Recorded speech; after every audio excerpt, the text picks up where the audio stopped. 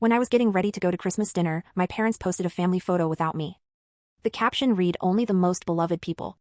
So I canceled the catering. Then 53 missed texts. I called and said only 6 words. I was finishing up paperwork at Romano's when Mom called. Holly, come over for dinner tonight, the whole family will be here. I glanced at my watch. 5 p.m. and I still had reports to review, but saying no to Mom wasn't an option. What time? 6:30. Don't be late. She hung up before I could respond. I'm Holly Patterson, 30 years old, and I manage Romano's restaurant. It's upscale, always busy, and the pay is good but the hours are brutal. Most nights I don't get home until after 10. I drove to my parents' house in the suburbs, the same 3-bedroom place where I grew up. Through the window I could see my older brother Marcus with his wife Jenny and their kids Emma and Luke. My younger sister Chloe was on the couch with her boyfriend Derek. Mom had made pot roast, mashed potatoes, and green beans. We sat around the same table from my childhood, Marcus and Jenny with the kids, Chloe and Derek on one side, me next to Mom. So Marcus, how's the new promotion going? Dad started immediately. Marcus launched into details about becoming senior account manager at his insurance company. Jenny talked about how proud she was, how they could finally think about buying a bigger house. Emma's reading at 5th grade level already, Jenny added. That's wonderful, Mom beamed, Luke. Tell Grandma what you learned in preschool. I ate my pot roast while they discussed Marcus's work, Jenny's part-time job, Emma's swimming lessons, Luke's potty training. When they finished with Marcus's family, attention turned to Chloe. Derek, how's the new job at the bank? Dad asked. Really well, sir, actually, we wanted to tell you something. Derek squeezed Chloe's hand. I proposed last weekend, we're engaged. The table erupted. Mom cried happy tears. Dad pumped Derek's hand. Marcus clapped his back. Jenny wanted to see the ring. Even the kids got excited. Oh honey, this is wonderful. Mom hugged them both. When's the wedding? Next fall, nothing too big, but we want to do it right. Derek's parents want to meet you all. Maybe dinner next month. I kept eating, cutting my meat smaller and smaller. This was normal.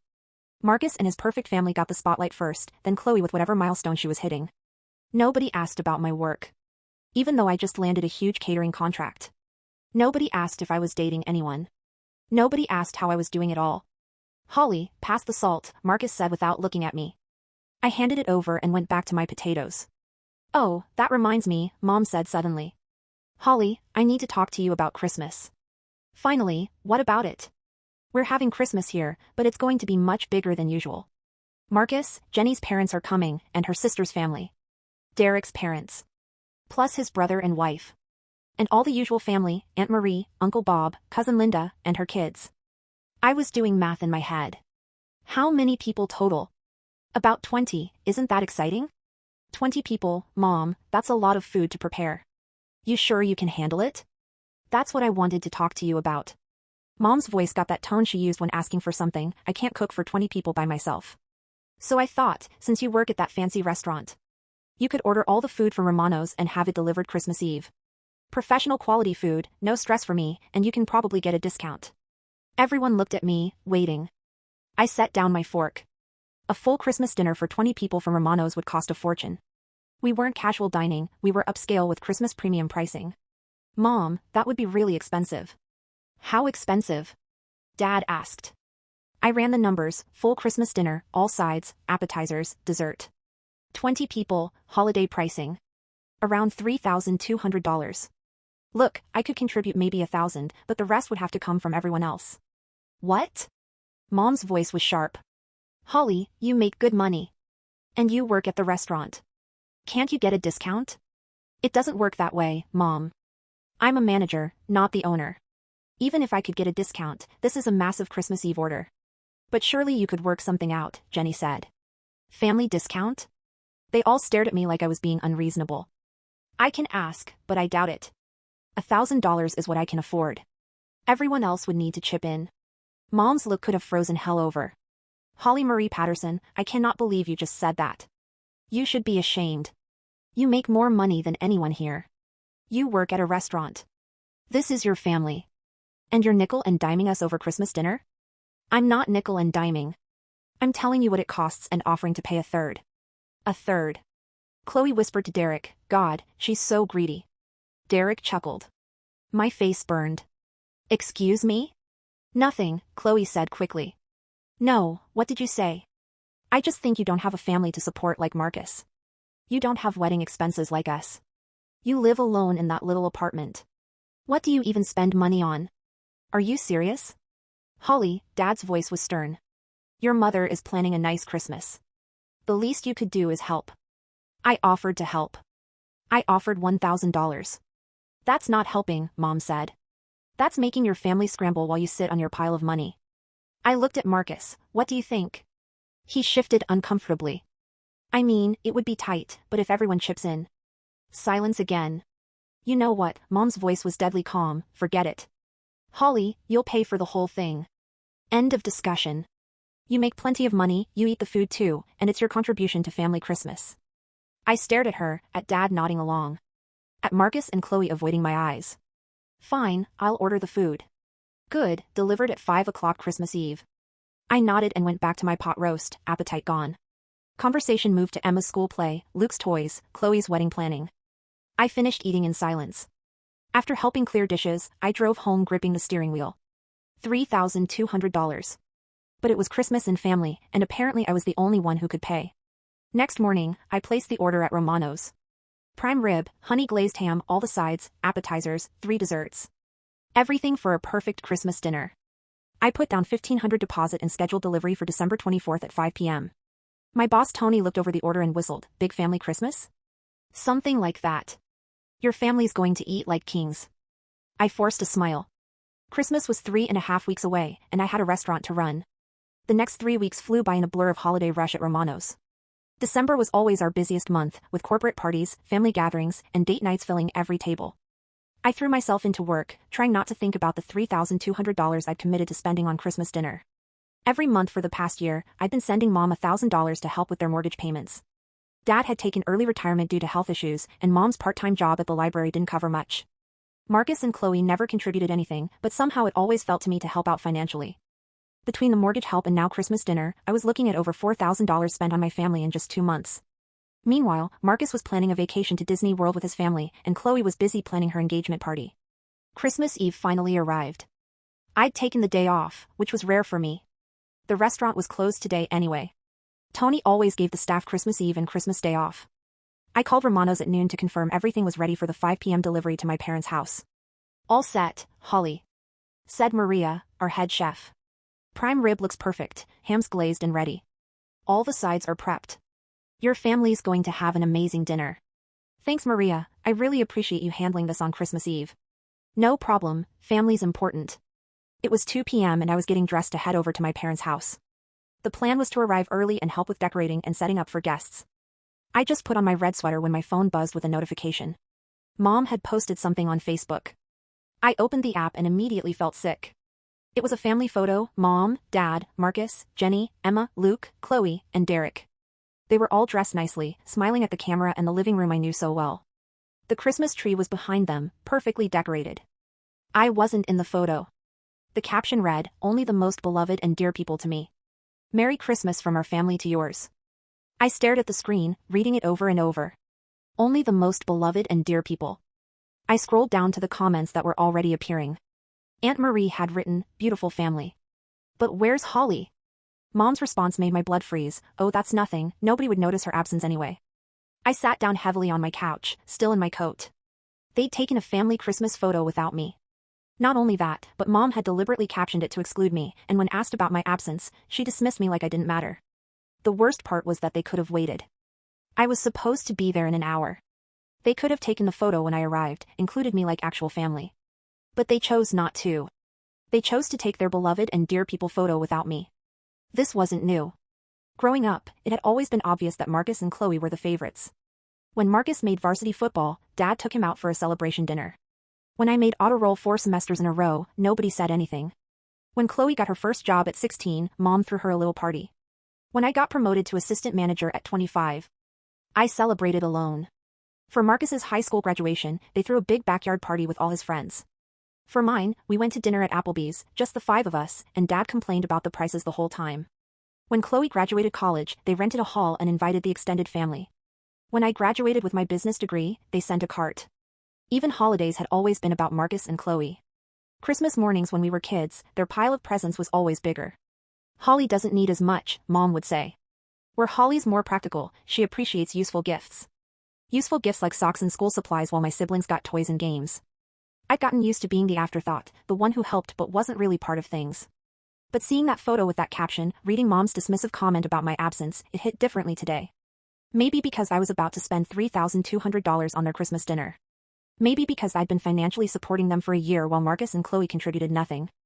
I took off my coat and sat on the couch in my Christmas sweater, staring at the photo. I didn't want to go anywhere. I didn't want to see any of them. I looked at the Facebook photo again on my phone screen. Only the most beloved and dear people. I didn't want to go anywhere. I didn't want to see any of them.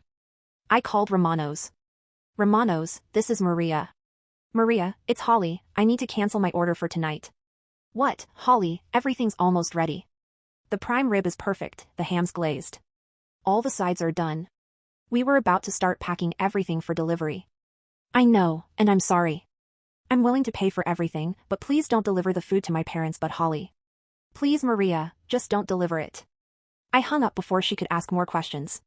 15 minutes later, my phone rang, Tony. Holly, what the hell happened? Maria told me you canceled your order. Everything's ready to go. I found myself telling Tony everything, the family dinner. Being expected to pay for everything, the photo, Mom's comment. He listened without interrupting. Jesus, Holly, I'm sorry. He was quiet for a moment. Listen, you're not paying anything, and I'm refunding your full deposit. Tony, you don't have to. Actually, this worked out perfectly. About half an hour ago, one of our regular customers called in a panic. Family emergency, needed a full Christmas dinner for tonight. I didn't know what to tell him since we were booked solid, but now I can give him your order. And he'll pay for the whole thing himself. After I hung up, I felt lighter somehow. I wasn't going to my parents' house. I wasn't going to smile and pretend everything was fine while they enjoyed a dinner I'd paid for but wasn't really wanted at.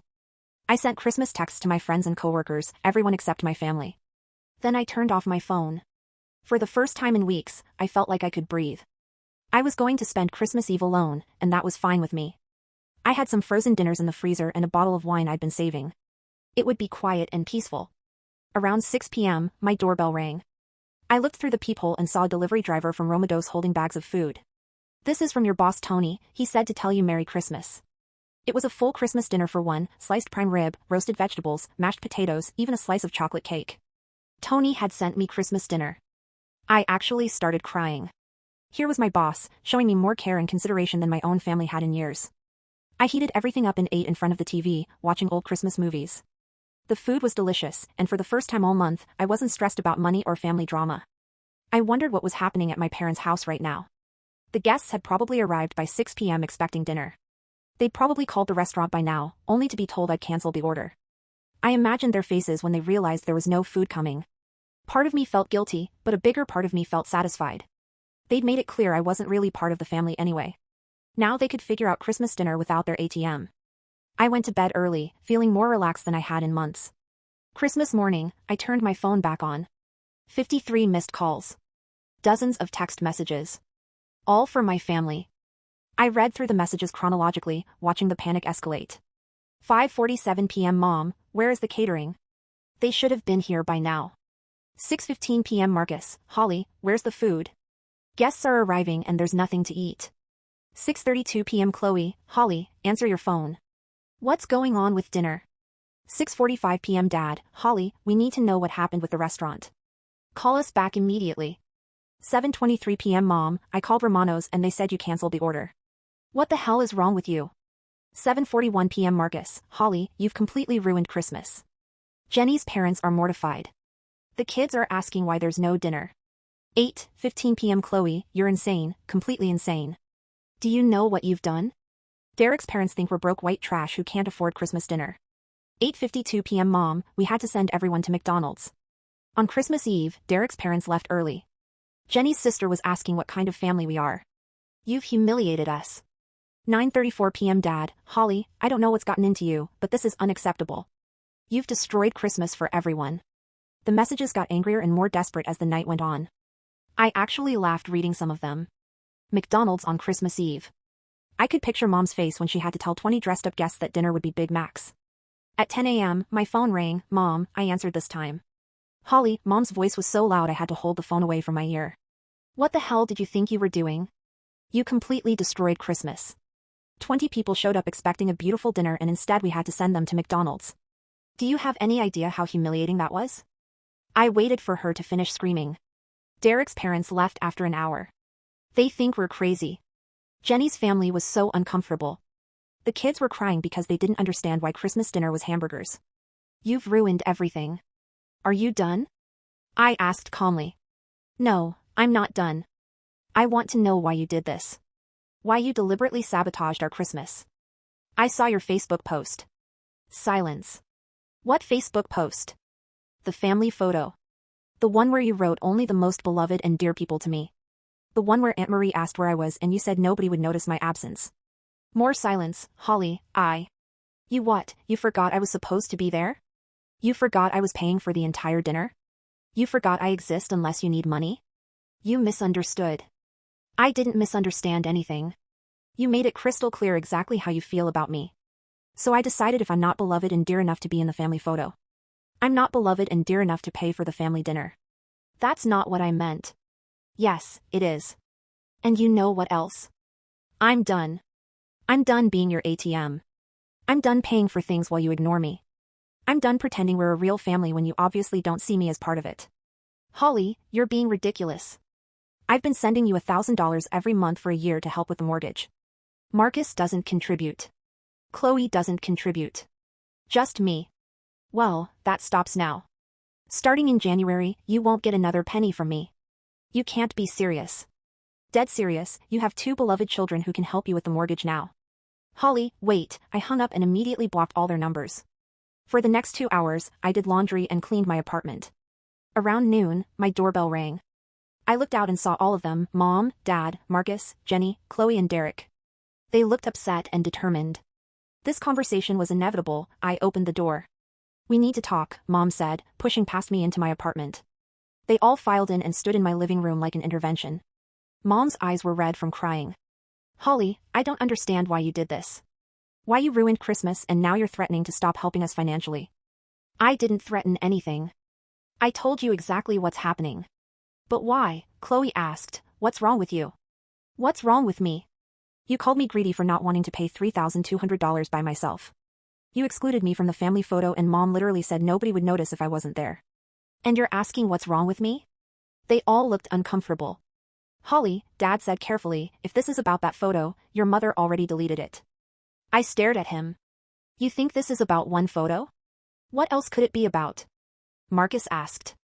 When was the last time any of you did something for me? When was the last time you asked about my life? When was the last time you treated me like family instead of a bank account? They looked at each other, confused. We always include you, Jenny started. No, you don't. You include my money. There's a difference. Mom started crying again. I don't understand why you're doing this to us. Without your help, we'll lose the house. You have 2 other children, ask them. Holly, be reasonable, Marcus said. You make more money than us. And that makes me responsible for your parents' mortgage? I walked to the door and opened it. I want all of you to leave, now. Holly, Mom tried again. Out. All of you. I'm done with this conversation and I'm done with all of you. They filed out reluctantly. Mom still crying. I closed the door and locked it. Then I went to my computer and canceled the automatic monthly transfer to Mom's account. I felt free. For the next 2 weeks, my phone rang constantly. Aunt Marie, Uncle Bob, Cousin Linda, they all called trying to convince me to reconcile with my parents. Each conversation was the same. Holly, your mother is so upset. This is tearing the family apart. Holly, whatever happened, you need to forgive them, their family. Holly, your parents raised you better than this. I hung up on all of them. Nobody asked what my parents had done. Nobody wanted to hear my side. They just wanted me to fix things by giving in, like always. 2 months after Christmas, I was reviewing inventory reports at Romano's when Maria came into my office looking uncomfortable. Holly, there are some people here to see you. They say they're your parents. I looked through the office window and saw Mom and Dad sitting in the waiting area by the host station. They looked terrible, tired, stressed, older somehow. Mom and Dad walked into my office like they were approaching a funeral. Mom's eyes were puffy from crying.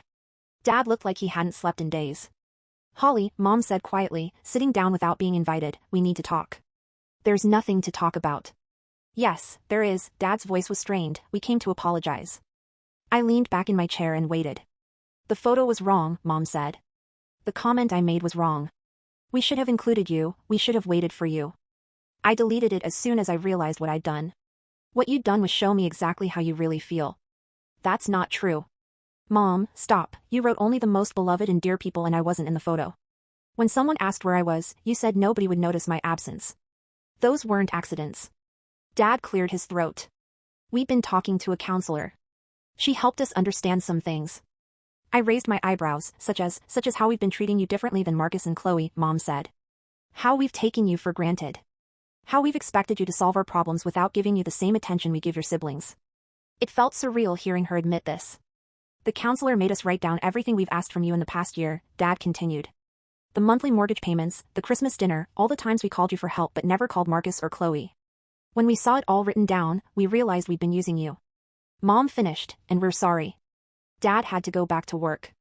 Mom continued, I'm working part-time at a grocery store now. We don't need your money anymore. We just want our daughter back. We know we messed up, Dad said.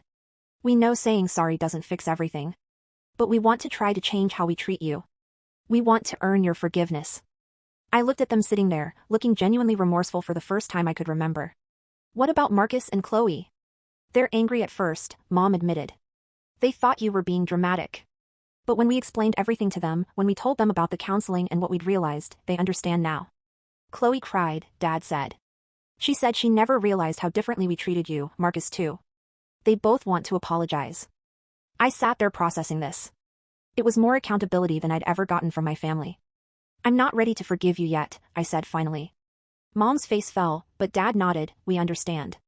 We just wanted you to know that we recognize what we did wrong. We're working on changing. And whenever you're ready, if you're ever ready, we'd like to try again. Can we ask one thing? Mom said, can we at least call you sometimes? Not for money, not for favors. Just to check in, to see how you're doing. I thought about it, maybe, but I need time. They left quietly, and I sat in my office for a long time thinking about what they'd said. It was the first time they'd ever acknowledged their behavior. The first time they'd apologized without making excuses. 3 months passed. I didn't contact my family, and they didn't push. Occasionally Mom would send a brief text, hope you're having a good day or thinking of you, but nothing demanding a response. My bank account looked healthier than it had in years. Without the monthly $1,000 payments, I was actually saving money. I'd started looking at vacation packages, thinking about taking a real trip for the first time in my adult life. Work was going well. Tony had given me a raise after the Christmas incident, saying he'd never had a manager handle a difficult situation with such grace. I'd started dating Tom from the wine distributor more seriously. He'd met some of my friends and coworkers, and everyone liked him. For the first time in my life, I felt like I was living for myself instead of managing everyone else's problems. I wasn't sure when or if I'd reconcile with my family. The hurt was still there, deep and familiar. But knowing they'd acknowledged their mistakes, that they were getting counseling, that they'd apologized without making demands, it meant something. Maybe someday we could have a real relationship, one where I was valued for more than my bank account. Maybe someday I could trust them to treat me like family instead of like a resource. But for now, I was content being on my own. I'd learned that being alone was better than being used. I'd learned that I deserved better than being an afterthought in my own family. Most importantly, I'd learned that I could stand up for myself, even when it meant standing alone. For the first time in 30 years, I felt like I knew my own worth. And it wasn't measured in dollars.